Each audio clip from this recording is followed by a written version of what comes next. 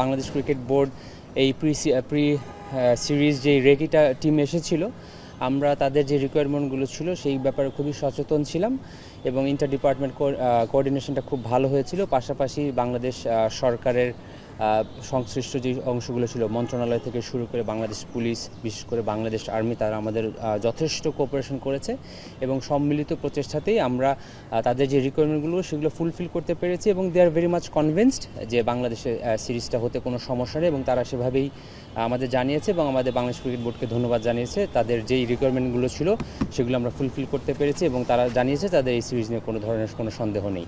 Design, elegance, beauty, সেরা পণ্য সবার জন্য জেভিকো। না, তাদের রিকোয়ারমেন্ট ছিল তারা আমাদের সিকিউরিটি সিচুয়েশনগুলো দেখতে চেয়েছিল।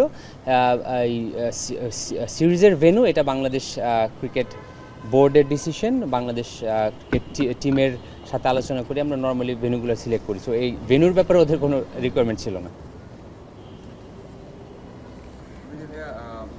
মানে যেটি কথাটা হচ্ছেই, তামিম একটা কমেন্ট করেছেন যে চ্যাম্পিয়ন্স ট্রফিতে খেলার একটা চাই বেশি তারা খেলবে। আপনার কাছে কি মনে হয় যে না, আমি এটা শুনিনি। আর কোনো টিমের কারো প্লেয়ারের খেলা বা না খেলার ব্যাপারটা সম্পূর্ণভাবে সিলেকশন কমিটির উপর ডিপেন্ড করে।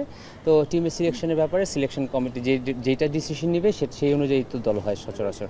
যেহেতু এত কথা হচ্ছে, গতকালও ক্রীড়া উপদেষ্টা একটা মন্তব্য করেছেন যে সাকিব ইস্যুতে একটা সম্ভাবনা তৈরি হয়েছে, কিছু শঙ্কাও আছে এবং এই ইস্যুটা কয়েকদিন হলে আলোচনা হচ্ছে, হয়তো যত আলোচনা হবে সাউথ আফ্রিকা সিরিজ নিয়ে সে আলোচনা আসবে। এখন ভাইয়া, যেহেতু লাস্ট বোর্ড মিটিংয়ে বিসিবি সভাপতি বলেছিলেন যে এটা নিয়ে আসলে কিছু একটা করার নেই, গভর্নমেন্ট থেকেই করবে, এখন যেহেতু একটা স্টেটমেন্ট পাওয়া গেছে, সেই ক্ষেত্রে কি বোর্ডের কিছুই করার আছে এখনও, বা ডিসকাস করার বিষয়টা আছে কিনা? দেখুন, সাকিব আল হাসানের ব্যাপারটা তো ডেফিনেটলি বাংলাদেশের সর্বোচ্চ পর্যায়ের একটা বিবেচিত বিষয়। তো মাননীয় ক্রীড়া উপদেষ্টা এই ব্যাপারে কথা বলেছেন, মাননীয় বোর্ড সভাপতি এই ব্যাপারে কথা বলেছেন। যেহেতু ব্যাপারটা ওই পর্যায়ে রয়েছে, এই সিচুয়েশন নিয়ে আমার মন্তব্য করাটা ঠিক হবে না, বা পাশাপাশি আমি যদি কোনো কিছু বলার সেই পজিশনটাও নাই। তো যেহেতু এটা একদম উচ্চ পর্যায়ে আছে, ব্যাপারটা উচ্চ পর্যায়ে বিবেচিত হচ্ছে।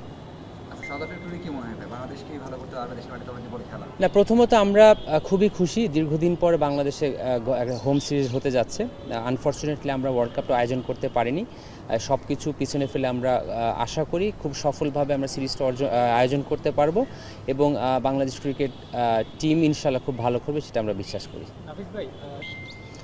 যেহেতু সম্মানিত ডিরেক্টরের ব্যাপারে মন্তব্য করেছেন এবং তার অবস্থানটা ক্লিয়ার করেছেন, ডেফিনেটলি বোর্ডের দৃষ্টিগোচর হয়েছে, উনি যেহেতু বলেছেন, এবং এটা সর্বোচ্চ ফোরামে আলোচনা করে নিশ্চয়ই কোনো একটা ডিসিশন হবে এই ব্যাপারে। যখন ঘটনা ঘটে তখনই আসলে অনেক জিনিস বের হয়ে আসে আর কি। তো আমরা এটাও জানতে পেরেছি যে বিগত দিনগুলোতে এই যাদেরকে বলা হচ্ছে সুপার ফ্যান বা ফ্যান যাদেরকে বলা হচ্ছে আর কি, এদের বিসিবির থেকেও ক্রিকেটারদেরও একটা তো অভিযোগ আছে, ক্রিকেটাররা প্যাট্রোনাইজ করেন। বিসিবির থেকেও তাদেরকে ভিসার ব্যাপারে ব্যাপারে চিঠিও প্রদান করা হয়েছে। এই ব্যাপারে আপনার কিছু জানার আছে কিনা? এই ব্যাপারে ব্যক্তিগতভাবে আমার নলেজে কোনো কিছু নাই। সো এই ব্যাপারে কমেন্ট করাটা আসলে আমার জন্য পজিশনটা ঠিক হবে না। যেহেতু অভিযোগগুলো এসছে, না, দায়িত্ব অভিযোগগুলো আসলে অবশ্যই যারা দায়িত্বপ্রাপ্ত অবস্থা রয়েছেন তারা এ ব্যাপারে কথা বলবেন। এইটা আসলে আমার ডিপার্টমেন্টের ইস্যু না, এটা আমি বলতে পারবো না। হাফিজ ভাই, আপনি বাংলাদেশের ফার্স্ট টি-20 ক্যাপ্টেন এবং বাংলাদেশের ওয়ান অফ দ্য বেস্ট ওপেনারও। পারভেজ ইমন প্রায় 2 বছর পর ইন্টারন্যাশনাল বলছি টি-20 ক্রিকেটে ফিরছেন। তিনি একটা ম্যাচ খেলেছিলেন। একজন সাবেক অধিনায়ক এবং ওপেনার হিসেবে তার এই সুযোগ পাওয়াটা তার ক্যারিয়ারের জন্য কত বড় লাইফ লাইন হিসেবে দেখছেন? আমার মনে হয় গতকালকে চেয়ারম্যান সিলেকশন প্যানেল ব্যাপারটা খুব ক্লিয়ার করেছেন। ডেফিনেটলি পারভেজ ইমন বিগত সময়গুলোতে ভালো পারফরমেন্স করেই সেই জায়গাটা করে নিয়েছেন এবং নিজের পারফরমেন্স দিয়ে দলের সুযোগ পেয়েছেন। একজন বড় ভাই হিসাবে এবং একজন সাবেক খেলোয়াড় হিসেবে আমি ওর সর্বোচ্চ সাফল্য কামনা করছি। বিগত সময়গুলোতে অনেক পরিশ্রম করেছেন। একটা সিজন আমার সাথে ছিল রংপুর রাইডার্সে, আমি ব্যাটিং করছিলাম। যথেষ্ট পরিশ্রম করেছে, এইচপিতে ভালো পারফরমেন্স করেছে, এই টিমে ভালো পারফরমেন্স করেছে, সেটার কারণেই সুযোগ পাওয়া। আমি ওর জন্য অনেক শুভকামনা রাখছি। থ্যাংক ইউ ভাই। আপনি তো একজন এক্স ক্রিকেটার ছিলেন, অ্যাজ এ এক্স ক্রিকেটার হিসেবে আপনি জান কি না সাকিব আল হাসানের শেষ ইচ্ছা পূরণ? দেখুন আমরা একদম যদি কোনো হিসাব ছাড়া চিন্তা করি, এটা প্রত্যেকটা প্লেয়ারই মাঠ থেকে বিদায় নিতে চায়, এটাই স্বাভাবিক।